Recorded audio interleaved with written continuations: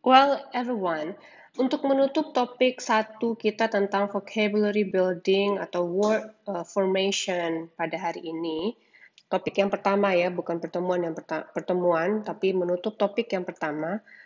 Silakan disimak penjelasan mengenai word stem berikut ini. Ini hanya sebagai knowledge saja. Mungkin tadi mendengarkan penjelasan yang telah diberikan dari awal, ada yang bertanya, lalu kok rasanya setelah saya banyak belajar kosakatanya atau vocabulary-nya, kenapa makin banyak juga yang rasanya kata yang tidak diketahui? Karena kan kita mengeluarkan prefix atau suffix lalu ketemu stem-nya begitu ya. Nah, ini adalah sedikit penjelasan tentang bagaimana stem ini dalam sebuah kata. Kita udah kenal istilah stem, istilah prefix, lalu istilah suffix, dan udah paham juga bahwa prefix dan suffix ditambahkan ke stem atau kata dasar, atau yang kita kenal juga dengan root word, begitu ya. Dia ditambahkan kepada stem tersebut. Namun, nah mungkin ini yang akan membuat kebingungannya tadi agak sedikit terjawab. Stem itu, ini kan hal baru bagi kita, dan tadi kita kebingungan, kenapa kok stemnya tidak saya kenal? Kenapa kok yang saya kenal adalah kata yang setelah ditambahkan prefix atau suffix? Ya, memang betul adanya bahwa beberapa stem itu bisa berdiri sendiri tanpa harus diikuti prefix atau suffix. Dan banyak sekali stem yang dia tidak dikenali kalau dia berdiri sendiri, tapi lebih cenderung dipahami dan dikenali ketika melekat prefix pada dia dan melekat juga suffix pada dia.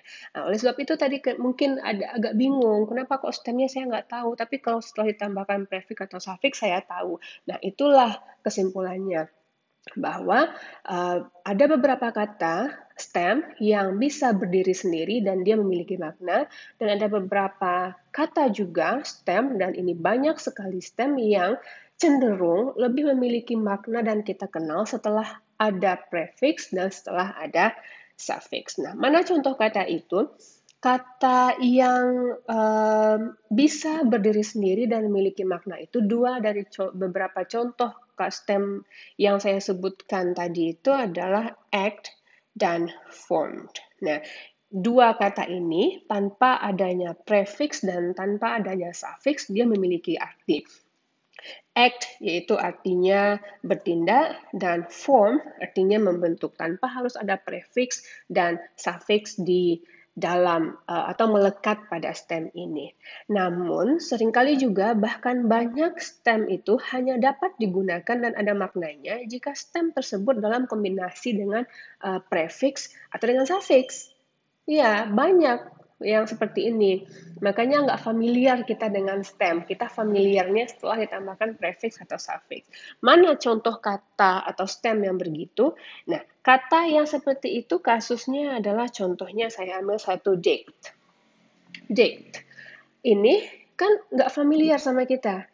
Yang familiar sama kita itu ketika ditambahkan prefix atau suffix di depan atau di belakangnya.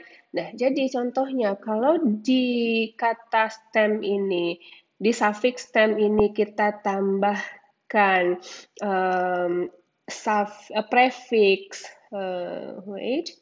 prefix pre, yes, nah, katanya akan menjadi predict. Nah, familiar yang mana? Mendengarkan kata dict saja atau mendengarkan kata predict? Yes, kita lebih familiar mendengarkan kata predict.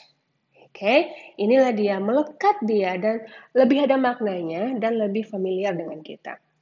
Nah, contoh kata lainnya misalnya itu jika ditambahkan dengan prefix juga, kita tambahkan dengan prefix kontra.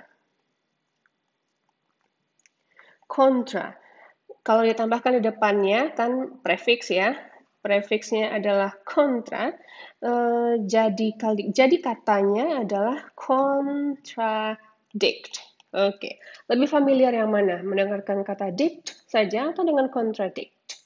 lebih banyak kita membaca atau mungkin bahkan kita pakaikan kata-kata contradict. Nah, inilah penyebab STEM itu kurang begitu familiar dengan kita karena melekatnya prefix ataupun suffix yang membuat kita familiar dengan kata yang membawa stem tertentu ini. Nah, jika kita rubah, kita pakaikan, kalau yang ini contohnya kan yang kita pakaikan prefix ya.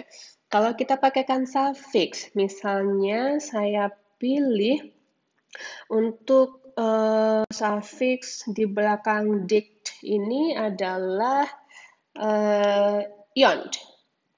Nih, oke, di belakangnya. Jadi ditambahkan di belakang kata dict. Hasilnya diction.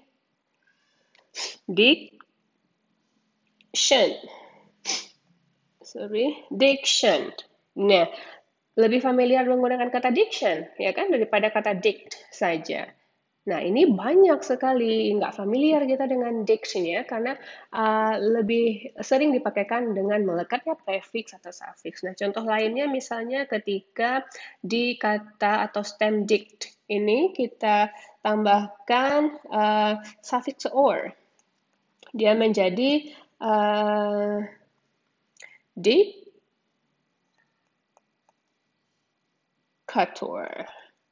Oke, ini dia. Menjadi ini dia. Memang ada perubahan-perubahan penulisan, perubahan ejaan.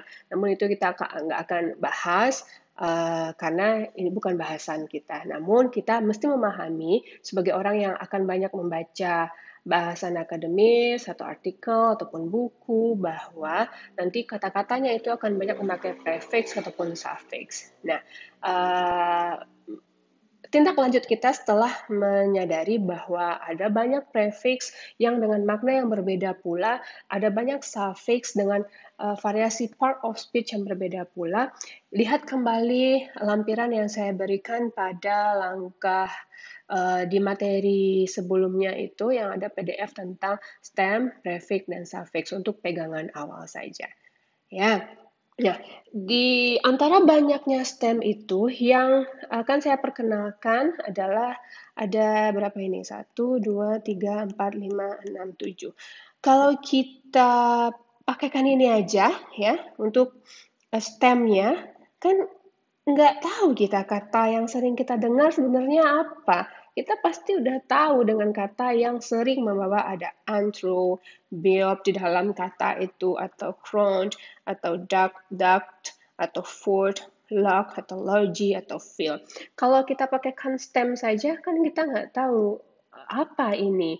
Nah, ini adalah kategori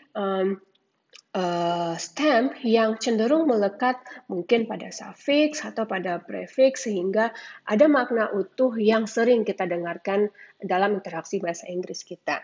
Misalnya, anthro. Kalau mendengar anthro, mungkin gampang nih mencari contohnya. Area of meaning-nya, nah ingat ya, area of meaning bukan berarti ini adalah makna spesifik atau makna tunggalnya.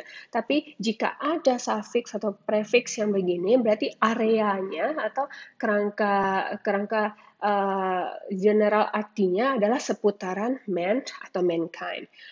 Misalnya katanya adalah anthropologist, philanthropy, philantro, ada antro lagi, tapi dia di tengah.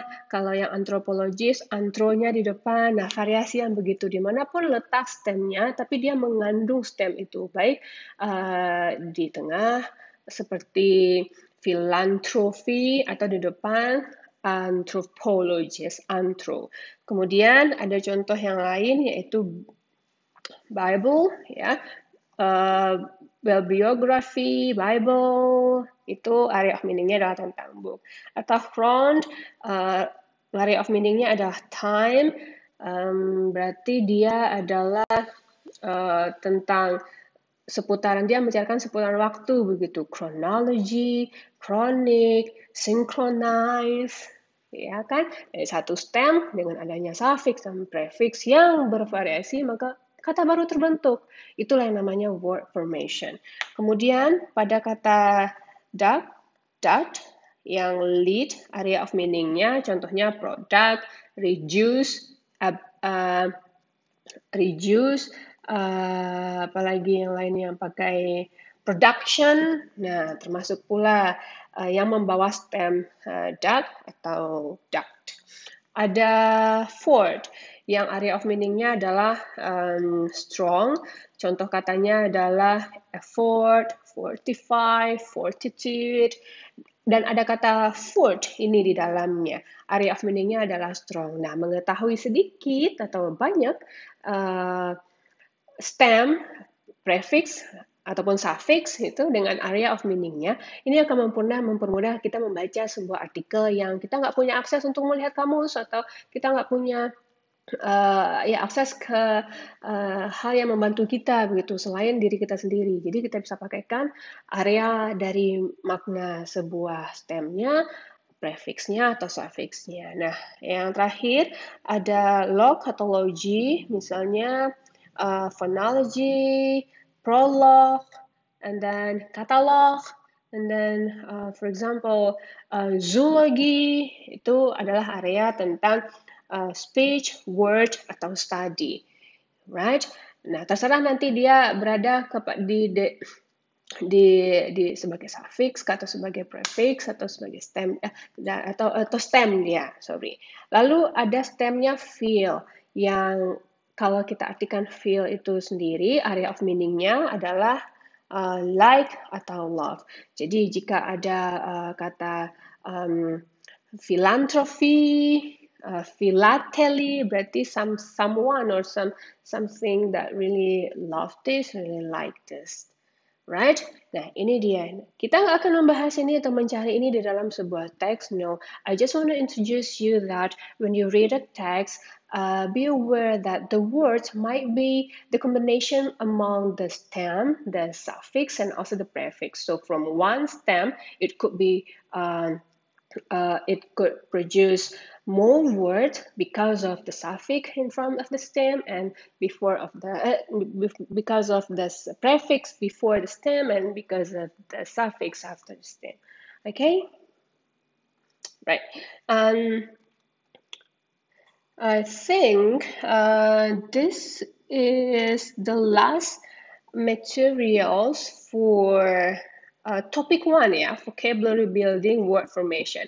Bukan akhir dari pertemuan, tapi akhir dari topik ini. Ya, kita akan lanjut kepada topik yang kedua. Nama topiknya adalah konteks, close, dan